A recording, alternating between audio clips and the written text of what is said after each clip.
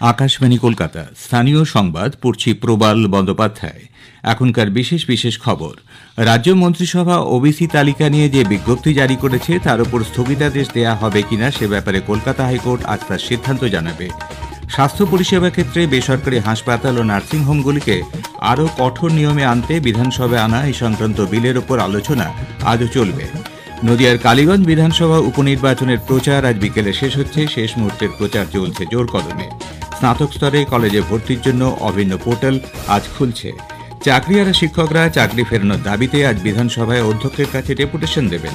আষাঢ়ের প্রথম দিন থেকে রাজ্যের বর্ষার আগমন লক্ষ্য করা যাচ্ছে। রাজ্যের বেশ কিছু জেলায় আজ ভারী থেকে অতি ভারী বৃষ্টির সম্ভাবনা রয়েছে বলে জানিয়েছে আবহাওয়া দপ্তর। আসছে বিস্তারিত খবরে। রাজ্য মন্ত্রিসভা ওবিসি তালিকা নিয়ে যে বিজ্ঞপ্তি জারি করেছে তার উপর স্থগিতাদেশ দেওয়া হবে কিনা সে ব্যাপারে কলকাতা হাইকোর্ট আজ তার সিদ্ধান্ত জানাবে। দুই বিচারপতি রাজাশেখর মান্থা ও তপব্রত চক্রবর্তীর ডিভিশন বেঞ্চ রাজ্যের অ্যাডভোকেট জেনারেলকে বলেন যে সমীক্ষা করছে তাতে ওবিসি সম্প্রদায়ের উপযুক্ত প্রতিনিধিরা আছে কিনা তা খতিয়ে দেখতে হবে। এদিকে রাজ্য অনগ্রসর শ্রেণী কমিশনের তরফে আইনজীবী অভ্রত মজুমদার বলেছেন, নতুন করে ৭১টি সম্প্রদায়ের ওপর সমীক্ষার কাজ সম্পূর্ণ, বাকি ৪১টির ওপর সমীক্ষার কাজ চলছে। খুব শীঘ্রই রাজ্য সরকার সেগুলো নিয়ে বিজ্ঞপ্তি জারি করবে। তার দাবি, এ ব্যাপারে কোনো অস্বচ্ছতা নেই, কিন্তু জনস্বার্থ মামলা দায়ের করে গোটা প্রক্রিয়া বন্ধ করার চেষ্টা চালানো হচ্ছে। ৭ দিন সময় দিলে প্রয়োজনে বিস্তারিত নথি আদালতে পেশ করতে কমিশন প্রস্তুত বলে জানান আইনজীবী। উল্লেখ্য, ওবিসি তালিকা নিয়ে রাজ্যের সমীক্ষায় ত্রুটি রয়েছে বলে দাবি করে কলকাতা হাইকোর্টে মামলা দায়ের হয়। মামলাকারী অমলচন্দ্র দাসের আইনজীবী বলেন, রাজ্য মন্ত্রিসভা যে ১৪০টি ওবিসি সম্প্রদায়কে তালিকাভুক্ত করেছে তা ত্রুটিপূর্ণ। এদিকে ওবিসি সংরক্ষণ নিয়ে রাজ্য রাজনীতিতে বিতর্কের প্রেক্ষিতে মুখ্যমন্ত্রী মমতা ব্যানার্জি বলেছেন, রাজ্য সরকার মণ্ডল কমিশনের সুপারিশ অনুসারে সামাজিক ও অর্থনৈতিকভাবে অনগ্রসর শ্রেণীর তালিকা প্রস্তুত করেছে। অনগ্রসর শ্রেণীর কমিশনের রিপোর্টের ভিত্তিতেই তা করা হয়েছে। এ নিয়ে জনগণের মধ্যে যাতে কোনো ভুল বার্তা না যায় সে ব্যাপারেও সতর্ক করে দেন মমতা। স্বাস্থ্য পরিষেবার ক্ষেত্রে বেসরকারি হাসপাতাল ও নার্সিংহোমগুলিকে আরও কঠোর নিয়মের মধ্যে আনতে বিধানসভায় এই সংক্রান্ত বিলের উপর আলোচনা আজও চলবে।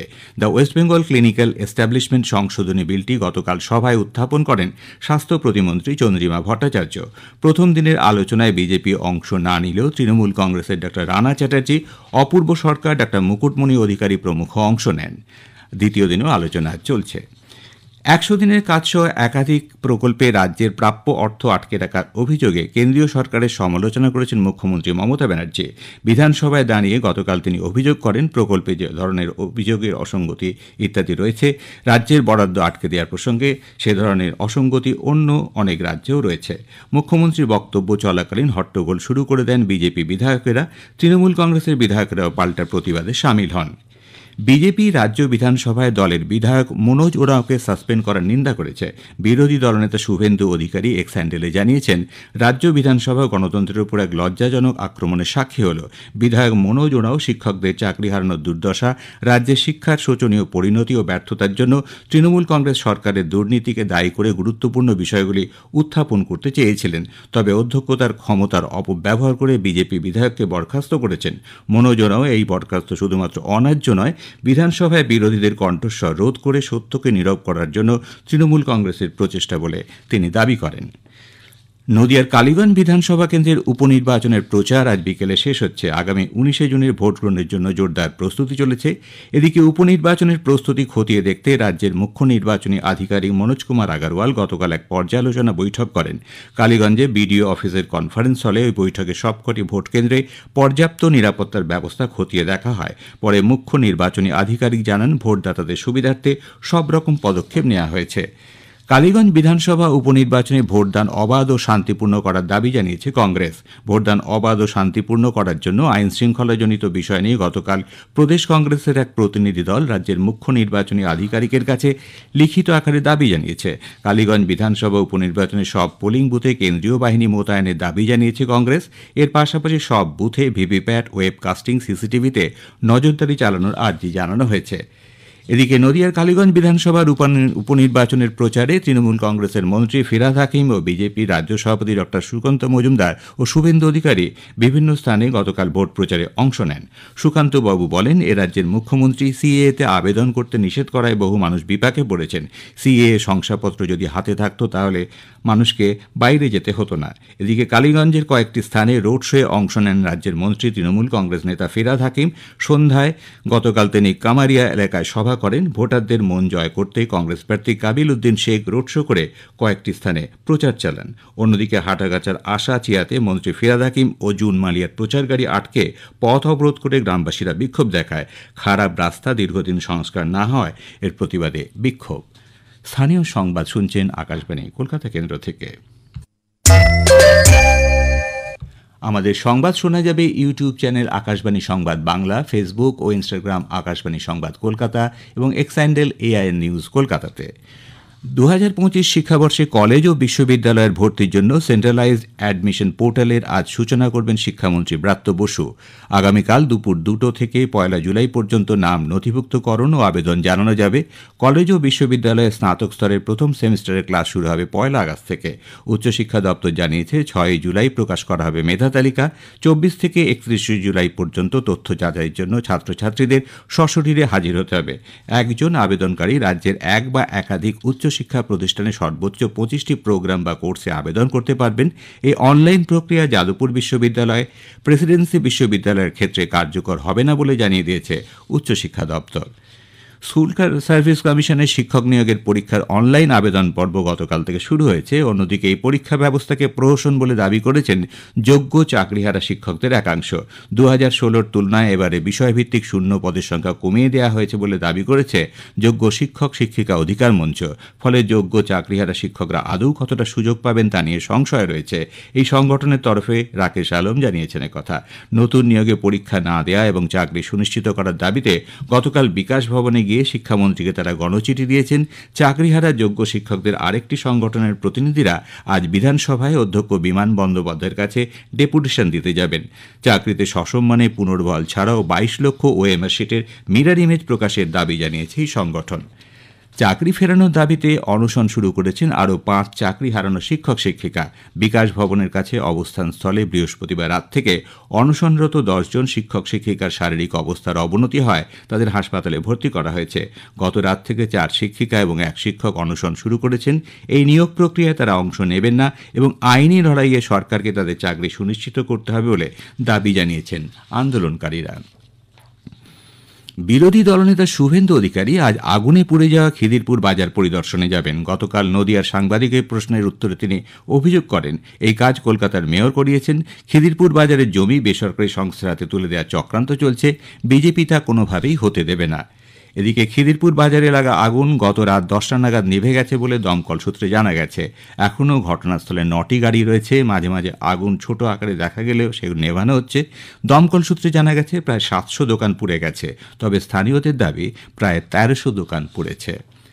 পুরুলিয়া জেলার রঘুনাথপুর পুরসভার প্রশাসক বসানোর রাজ্য সরকারের সিদ্ধান্তকে কলকাতা হাইকোর্ট খারিজ করে দিয়েছে। বিচারপতি কৌশিক চন্দ্র তার রায় বলেছেন, গত 19 মে রঘুনাথপুর পুরসভায় মহকুমা শাসককে যে পদ্ধতিতে প্রশাসক হিসেবে বসানো হয়েছে তা যথাযথ নয়।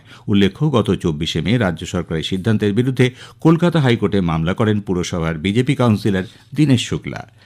প্রজননকালীন নিষেধাজ্ঞা শেষ হবার পর এ মাসের 15 তারিখ থেকে সমুদ্রে মাছ ধরার উদ্দেশ্যে যাত্রা করেছে অসংখ্য ট্রলার। কিন্তু সুন্দরবনের নদী খাঁড়ি এলাকায় 90 দিনের নিষেধাজ্ঞা শেষ হবে 30শে জুন। এই 2 ধরনের নিষেধাজ্ঞার কারণে ছোট নৌকায় মাছ ধরেন এমন প্রান্তিক ক্ষুদ্র মৎস্যজীবীদের অসম প্রতিযোগিতার মধ্যে ঠেলে দেওয়া হয়েছে বলে অভিযোগ উঠেছে। 3 মাস ঘরে বসে থাকার সময় রাজ্য সরকারের ঘোষণা মতো সমুদ্রসাথী প্রকল্পের টাকা কোনো মৎস্যজীবী পাননি বলে তারা ক্ষোভ প্রকাশ করেছেন। দক্ষিণবঙ্গ মৎস্যজীবী ফোরামের সম্পাদক মিলন দাস বাস্তবধর্মী সিদ্ধান্ত নেওয়ার জন্য সব পক্ষের প্রতি আহ্বান জানান। আমাদের যারা ক্ষুদ্র মৎস্যজীবী আমাদেরকে অসম প্রতিযোগিতায় ফেলা হয়েছে। প্যানটা উঠেছে ঠিকই, এই সময়ে সরকারের যে 5,000 টাকা করে দেওয়ার কথা ছিল সরকার দেয়নি। বহু মৎস্যজীবী মহাজনের কাছে আগাম নিতে বাধ্য হয়েছেন। তার অন্যদিকে যখন সুযোগ পাওয়া গেল মাছ ধরা, তখন কিন্তু ক্ষুদ্র মৎস্যজীবীরা আর মাছ পাচ্ছে না, সমস্ত মাছ বড়রা একসঙ্গে লিখতে হয়েছে। বড় ট্রলারগুলোর জন্য আরো কিছুদিন ব্যান রাখা উচিত এবং ক্ষুদ্রদেরকে অন্তত 15 দিন বা 1 মাস আগে ব্যান খুলে দেওয়া উচিত, তাহলে তাদের জীবিকাটা একটু সুবিধাজনক জায়গায় পৌঁছতে পারে। আষাঢ়ের প্রথম দিনেই রাজ্যে বর্ষার আগমন ঘটেছে। উত্তর পশ্চিম বঙ্গোপসাগর ও সংলগ্ন এলাকায় তৈরি ঘূর্ণাবর্ত এবং বঙ্গোপসাগর থেকে অতিরিক্ত পরিমাণ জলীয় বাষ্প প্রবেশ করায় রাজ্যের বেশ কিছু জেলায় আজ ভারী থেকে অতি ভারী বৃষ্টির সম্ভাবনা রয়েছে। দক্ষিণ 24 পরগনা, বাঁকুড়া, পূর্ব বর্ধমান এবং পশ্চিম মেদিনীপুর জেলায় ঘণ্টায় 30 থেকে 40 কিলোমিটার বেগে দমকা হাওয়া সহ ভারী থেকে অতি ভারী বৃষ্টির সম্ভাবনা থাকায় জারি করা হয়েছে কমলা সতর্কতা। গত রাত থেকেই কলকাতা ও তার আশেপাশের এলাকায় বৃষ্টি শুরু হয়েছে, কমেছে তাপমাত্রার পারদ। আজ সকাল 6:30 পর্যন্ত আলিপুরে 8.4 মিলিমিটার বৃষ্টি রেকর্ড করা হয়েছে। অন্যদিকে উত্তরবঙ্গের আলিপুরদুয়ার, জলপাইগুড়ি এবং উত্তর দিনাজপুর জেলায় মাঝারি থেকে ভারী বৃষ্টির সম্ভাবনা রয়েছে। শেষ করার আগে বিশেষ বিশেষ খবরের কিছু অংশ আবার পড়ছি। রাজ্য মন্ত্রিসভা ওবিসি তালিকা নিয়ে যে বিজ্ঞপ্তি জারি করেছে তার উপর স্থগিতাদেশ দেওয়া হবে কিনা সে ব্যাপারে কলকাতা হাইকোর্ট আজ তার সিদ্ধান্ত জানাবে। স্বাস্থ্য পরিষেবা ক্ষেত্রে বেসরকারি হাসপাতাল ও নার্সিংহোমগুলিকে আরও কঠোর নিয়মে আনতে বিধানসভায় আনা এই সংক্রান্ত বিলের ওপর আলোচনা আজও চলবে। নদিয়ার কালীগঞ্জ বিধানসভার উপনির্বাচনের প্রচার আজ বিকেলে শেষ হচ্ছে। শেষ মুহূর্তে প্রচার চলছে জোর কদমে। খবর শেষ হল। আকাশবাণী খবর পড়ছে প্রিয়া বিশ্বকর্মা। প্রথমে বিশেষ বিশেষ খবর। প্রধানমন্ত্রী নরেন্দ্র মোদী আজ সন্ধ্যায় কানাডায় G7 শীর্ষ সম্মেলনে যোগ দেবেন। 3 দেশ সফরের শেষ পর্যায়ে প্রধানমন্ত্রী আগামীকাল ক্রোয়েশিয়া যাবেন। আহমেদাবাদে বিমান দুর্ঘটনায় গত রাত পর্যন্ত 125 জনের দেহ ডিএনএ পরীক্ষার মাধ্যমে শনাক্ত করার পর 83টি দেহ পরিজনদের হাতে তুলে দেওয়া হয়েছে। ইসরায়েলের সঙ্গে সংঘাত আরও তীব্র আকার ধারণ করায় ইরান পরমাণু নিরস্ত্রীকরণ চুক্তি থেকে বেরিয়ে আসার পরিকল্পনা করছে। FIH হকি প্রো লিগে ভারতীয় মহিলা দল আজ এবং আগামীকাল আর্জেন্টিনার বিরুদ্ধে খেলবে। আজ সেই বিস্তারিত খবরে। প্রধানমন্ত্রী নরেন্দ্র মোদী আজ সন্ধ্যায় কানাডার কানানাস্কিসে G7 শীর্ষ সম্মেলনে যোগ দেবেন। এই নিয়ে টানা 6ঠবারের জন্য G7 সম্মেলনে অংশগ্রহণ করবেন তিনি। সাইপ্রাস সফর শেষে কানাডার প্রধানমন্ত্রী মার্ক কার্নির আমন্ত্রণে গতকাল প্রধানমন্ত্রী সেদেশে পৌঁছন। দুদিনের সফরে G7 শীর্ষ সম্মেলনের পাশাপাশি শ্রী মোদী বেশ কিছু দ্বিপাক্ষিক বৈঠকও করবেন। G7 গোষ্ঠীভুক্ত দেশগুলির নেতা, অন্যান্য আমন্ত্রিত দেশের এবং আন্তর্জাতিক সংস্থার প্রধানদের সঙ্গে জ্বালানি নিরাপত্তা, প্রযুক্তি এবং উদ্ভাবন, কৃত্রিম মেধা, কোয়ান্টাম সম্পর্কিত বিষয়গুলি নিয়ে আলোচনার কর্মসূচি রয়েছে তাঁর। 3 দেশ সফরের শেষ পর্যায়ে প্রধানমন্ত্রী আগামীকাল ক্রোয়েশিয়া যাবেন। দুদেশের দ্বিপাক্ষিক সম্পর্ক সুদৃঢ় করতেই তাঁর এই সফর। মধ্য ও দক্ষিণ পূর্ব ইউরোপীয় এই দেশে কোনো ভারতীয় প্রধানমন্ত্রী প্রথমবার সফর করবেন। আন্তর্জাতিক যোগ দিবসের প্রাক্কালে নরেন্দ্র মোদীর ক্রোয়েশিয়া সফর বিশেষ তাৎপর্যপূর্ণ হবে বলেই মনে করা হচ্ছে। এদিকে ক্রোয়েশিয়ায় যোগাভ্যাসের জনপ্রিয়তা উত্তরোত্তর বৃদ্ধি পাচ্ছে। সাধারণ মানুষের জীবনে যোগের ভূমিকা নিয়েও সচেতনতা বাড়ছে। ভারত সাইপ্রাস অংশীদারিত্ব বিভিন্ন অভিন্ন গণতান্ত্রিক মূল্যবোধ এবং আইনের শাসনের ভিত্তিতে প্রতিষ্ঠিত বলে প্রধানমন্ত্রী নরেন্দ্র মোদী মন্তব্য করেছেন। সাইপ্রাসের নিকোসিয়ায় সেদেশের রাষ্ট্রপতি নিকস ক্রিস্টোডুলিদেসের সঙ্গে প্রতিনিধি পর্যায়ের আলোচনার পর এক যৌথ সাংবাদিক বৈঠকে শ্রী মোদী বলেন, দুদেশের বন্ধুত্বই সময়ের পরীক্ষায় উত্তীর্ণ। শ্রী মোদী জানান, দ্বিপাক্ষিক সহযোগিতা নিয়ে রাষ্ট্রপতির সঙ্গে তাঁর কথা হয়েছে। সাইপ্রাসের ভিশন 2035 এবং বিকশিত ভারত 2047-এর মধ্যে একাধিক মিল রয়েছে বলে উল্লেখ করেন প্রধানমন্ত্রী। साइप्रस के विजन 2035 और विकसित भारत 2047 के विजन के कई पहलुओं में समानता है, इसलिए आएंगे। रक्षा और सहयोग को और मजबूती देने के लिए द्विपक्षीय डिफेंस कोऑपरेशन प्रोग्राम के तहत रक्षा उद्योग पर बल दिया जाएगा। साइबर और मैरीटाइम सिक्योरिटी पर अलग से डायलॉग शुरू किया जाएगा। সীমান্ত পারের সন্ত্রাসবাদের বিরুদ্ধে লড়াইয়ে ভারতকে সমর্থনের জন্য প্রধানমন্ত্রী সাইপ্রাসকে ধন্যবাদ জানান। সন্ত্রাসবাদের বিরুদ্ধে লড়াই, মাদক পাচার এবং অস্ত্রের চোরাচালান প্রতিরোধে উভয় দেশের এজেন্সির মধ্যে তথ্য বিনিময় ব্যবস্থা গড়ে তোলার পরিকল্পনার কথা ঘোষণা করেন তিনি। আমেদাবাদে বিমান দুর্ঘটনায় গতরাত পর্যন্ত ১২৫ জনের দেহ ডিএনএ পরীক্ষার মাধ্যমে শনাক্ত করা সম্ভব হয়েছে বলে গুজরাটের স্বাস্থ্যমন্ত্রী ঋষিকেশ প্যাটেল জানিয়েছেন। এর মধ্যে ৮৩টি দেহ ইতোমধ্যেই পরিজনদের হাতে তুলে দেওয়া হয়েছে। সামাজিক মাধ্যমে এক পোস্টে মন্ত্রী বলেন, বাকি দেহগুলিও প্রয়োজনীয় বিধি মেনে পরিবারের কাছে ফিরিয়ে দেওয়া হবে। রাজ্য সরকার কেন্দ্রীয় সংস্থাগুলির সহযোগিতায় ফরেনসিক এবং আইনি প্রক্রিয়াগুলি দ্রুততার সঙ্গে শেষ করার চেষ্টা চালাচ্ছে। এদিকে বিমান দুর্ঘটনায় নিহত প্রাক্তন মুখ্যমন্ত্রী বিজয় রূপানীর শেষকৃত্য গত সন্ধ্যায় রাজকোটে পূর্ণ রাষ্ট্রীয় মর্যাদায় সম্পন্ন হয়েছে।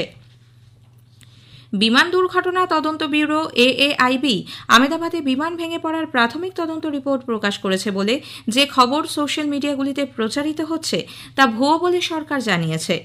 পিআইবির ফ্যাক্ট চেক ইউনিট এক সোশ্যাল মিডিয়া পোস্টে বলেছে, এই ধরনের তথ্য বিভ্রান্তিকর। এ সংক্রান্ত সঠিক খবর পাওয়ার জন্য সরকারি সূত্রের ওপর ভরসা রাখার আবেদন জানানো হয়েছে। অর্থনৈতিক কার্যকলাপ সংক্রান্ত টাস্ক ফোর্স এফএটিএফ পেহেলগাঁও জঙ্গি হামলার তীব্র নিন্দা করে জানিয়েছে, আর্থিক মদত ছাড়া এই ধরনের হামলা চালানো সম্ভব নয়। সন্ত্রাসবাদে মদতদাতাদের মধ্যে অর্থ লেনদেন ব্যতীত পেহেলগাঁও বা অন্যান্য সাম্প্রতিক জঙ্গি হামলা অসম্ভব বলে এই আন্তর্জাতিক নজরদারি সংস্থার অভিমত। সন্ত্রাসবাদে অর্থের যোগান মোকাবিলায় সহযোগিতা বাড়িয়ে তুলতে খুব শীঘ্রই একটি সুসংহত বিশ্লেষণ করা হবে। এফএটিএফ এর সভাপতি এলিসা দ্য আন্দা মাদ্রাসও সম্প্রতি জানান, কোনো একটি কোম্পানি, কর্তৃপক্ষ বা দেশ একা সন্ত্রাসবাদের বিরুদ্ধে লড়াই করতে পারে না। সন্ত্রাসবাদের বিরুদ্ধে সকলকে একজোট হওয়ার কথাও বলেন তিনি। কেন্দ্রীয় স্বরাষ্ট্রমন্ত্রী অমিত শাহ জানিয়েছেন, বিপর্যয় মোকাবিলা ক্ষেত্রে ভারত ক্রমশ বিশ্ব নেতৃত্ব হয়ে ওঠার দিকে এগোচ্ছে। নতুন দিল্লিতে গতকাল রাজ্য কেন্দ্রশাসিত অঞ্চলগুলির বিপর্যয় মোকাবিলা বাহিনী ও ত্রাণ কমিশনারদের বার্ষিক সম্মেলনের ভাষণে শ্রী শাহ বলেন, আগাম সতর্কতা ব্যবস্থাপনা গড়ে তুলতে ভারত উল্লেখযোগ্য সাফল্য লাভ করেছে। নির্ভুল পূর্বাভাস ও অগ্রিম সতর্কতা দেওয়ার ফলে জনসাধারণকে সচেতন করার পাশাপাশি ত্রাণ ও উদ্ধার কাজ আরও সহজ হয়েছে। সার ও রসায়ন প্রতিমন্ত্রী অনুপ্রিয়া প্যাটেল জানিয়েছেন, বিশ্ব স্বাস্থ্য সংগঠন হুয়ের ৭০% টিকাই ভারতের পাঠানো। নতুন দিল্লিতে গতকাল ভারতীয় ফার্মাকোপিয়া কমিশনের উদ্যোগে আয়োজিত দ্বিতীয় নীতি নির্ধারক মঞ্চের উদ্বোধনী অনুষ্ঠানে শ্রীমতী প্যাটেল জানান, প্রধানমন্ত্রী নরেন্দ্র মোদীর নেতৃত্বে ভারত সুলভ স্বাস্থ্য সুরক্ষা সমাধানের এক আন্তর্জাতিক হাব হয়ে উঠেছে। গুণমান সম্পন্ন ওষুধের ন্যায্য সরবরাহ এবং বিশ্ব স্বাস্থ্যের সমতা সুনিশ্চিত করতে ভারতের দায়বদ্ধতার উপর গুরুত্ব আরোপ করেন তিনি। খবর শুনছেন আকাশবাণী থেকে। ইসরায়েলের সঙ্গে সংঘাত আরও তীব্র আকার ধারণ করায় ইরান পরমাণু নিরস্ত্রীকরণ চুক্তি এনপিটি থেকে বেরিয়ে আসার পরিকল্পনা করছে। রাষ্ট্রপতি মাসুদ পেজেশকিয়ান জানিয়েছেন, পারমাণবিক চুক্তি থেকে বেরিয়ে আসার ব্যাপারে ইরানের সংসদ একটি আইন আনতে চলেছে। পারমাণবিক অস্ত্র নির্মাণের কোনো পরিকল্পনা তাদের নেই বলে তেহরানের দৃঢ় অবস্থানের কথা পুনর্ব্যক্ত করেন তিনি। গণবিধ্বংসী অস্ত্রের বিরুদ্ধে ইরানের সর্বোচ্চ নেতা আয়াতোল্লাহ আলী খামেনেইয়ের দীর্ঘদিনের ধর্মীয় অবস্থানের সঙ্গে সাযুজ্য রেখে পেজেশকিয়ান বলেন, ইরানের পারমাণবিক ক্রিয়াকলাপ শুধুমাত্র শান্তিপূর্ণ শক্তি ও গবেষণার জন্যই নির্দিষ্ট। কেন্দ্রীয় কয়লা মন্ত্রক 12তম বাণিজ্যিক কয়লা ব্লক নিলামের জন্য দরপত্র খোলার পর ভালো সাড়া পেয়েছে। প্রথম দিনে গতকাল 22টি কয়লা ব্লকের মধ্যে 11টি কয়লা ব্লকের জন্য দরপত্র গৃহীত হয়। দরপত্রদাতাদের উপস্থিতিতে অনলাইন দরপত্রগুলি ডিক্রিপ্ট করে ইলেকট্রনিকভাবে খোলা হয়েছে। কেন্দ্রীয় সরকার জনগণনার জন্য গতকাল বিজ্ঞপ্তি জারি করেছে। স্বরাষ্ট্র মন্ত্রকের এই বিজ্ঞপ্তিতে বলা হয়েছে, 2027 সালের 1 মার্চকে ভিত্তিবর্ষ করে এই গণনা চালানো হবে। তবে কেন্দ্রশাসিত অঞ্চল লাদাখ, জম্মু কাশ্মীর, হিমাচল প্রদেশ ও উত্তরাখণ্ডের তুষারাবৃত অঞ্চলে 2026-এর 1 অক্টোবরকে ভিত্তিবর্ষ ধরে জনগণনা হবে। ভারতীয় আবহাওয়া দপ্তর আজ সৌরাষ্ট্র ও কচ্ছের কিছু এলাকায় ভারী থেকে অতি ভারী বৃষ্টির পূর্বাভাস দিয়েছে। অরুণাচল প্রদেশ, ছত্তিশগড়, কর্ণাটক উপকূল, গাঙ্গেয় পশ্চিমবঙ্গ, গুজরাট, কোঙ্কণ, গোয়া, মধ্য মহারাষ্ট্র, ওড়িশা এবং উত্তর পূর্বের রাজ্যগুলিতে আগামী 2-3 দিন ভারী বৃষ্টি হতে পারে। বিহার, ঝাড়খণ্ড, মধ্যপ্রদেশ এবং রাজস্থানে আজ বজ্রবিদ্যুৎ সহ ঝড় বৃষ্টির সম্ভাবনা। দিল্লি সহ জাতীয় রাজধানী অঞ্চলে 20 তারিখ পর্যন্ত বজ্রবিদ্যুৎ সহ হালকা থেকে মাঝারি বৃষ্টি হতে পারে বলে জানিয়েছে মৌসুম বিভাগ। এফআইএইচ হকি প্রো লিগে ভারতীয় মহিলা দল আজ এবং আগামীকাল আর্জেন্টিনার বিরুদ্ধে খেলবে। অস্ট্রেলিয়ার কাছে পরাজয়ের পর ভারত আসন্ন খেলাগুলিতে তাদের সর্বস্ব দিতে প্রস্তুত। বর্তমানে 9 পয়েন্ট নিয়ে ভারত রয়েছে তালিকার 7ম স্থানে, অন্যদিকে আর্জেন্টিনা রয়েছে 2য় স্থানে। তাজিকিস্তান এবং কিরগিজ গণতন্ত্রের বিরুদ্ধে 2টি মৈত্রী ম্যাচ খেলার জন্য অনূর্ধ্ব 23 পুরুষ ভারতীয় ফুটবল দলের সদস্যদের নাম ঘোষণা করেছেন কোচ নওশাদ মুসা। ভারত আগামীকাল দুশানবেতে হিসোর সেন্ট্রাল স্টেডিয়ামে মুখোমুখি হবে তাজিকিস্তানের। খেলা শুরু হবে ভারতীয় সময় রাত 8:30টায়। 21শে জুন ওই একই মাঠে ভারতীয় দল কিরগিজ গণতন্ত্রের বিরুদ্ধে খেলবে। ভারতীয় ক্রিকেট নিয়ন্ত্রণ বোর্ড বিসিসিআই ইংল্যান্ডের বিরুদ্ধে একদিনের আন্তর্জাতিক ম্যাচে অনূর্ধ্ব 19 দলের রদবদল করেছে। জুনিয়র ক্রিকেট কমিটি আদিত্য রানার পরিবর্তে ডি পেশ এবং খিলান প্যাটেলের পরিবর্তে নমনকে নির্বাচিত করা হয়েছে। পিঠে এবং পায়ে চোটের কারণেই আদিত্য এবং খিলানের পরিবর্তে এই দুই খেলোয়াড়কে মাঠে নামানোর সিদ্ধান্ত। শেষ করার আগে খবরের বিশেষ কিছু অংশ আরও একবার। প্রধানমন্ত্রী নরেন্দ্র মোদী আজ সন্ধ্যায় কানাডায় G7 শীর্ষ সম্মেলনে যোগ দেবেন। 3 দেশ সফরের শেষ পর্যায়ে প্রধানমন্ত্রী আগামীকাল ক্রোয়েশিয়া যাবেন। আহমেদাবাদে বিমান দুর্ঘটনায় গত রাত পর্যন্ত 125 জনের দেহ ডিএনএ পরীক্ষার মাধ্যমে শনাক্ত করার পর 83টি দেহ পরিজনদের হাতে তুলে দেওয়া হয়েছে। খবর শেষ হলো।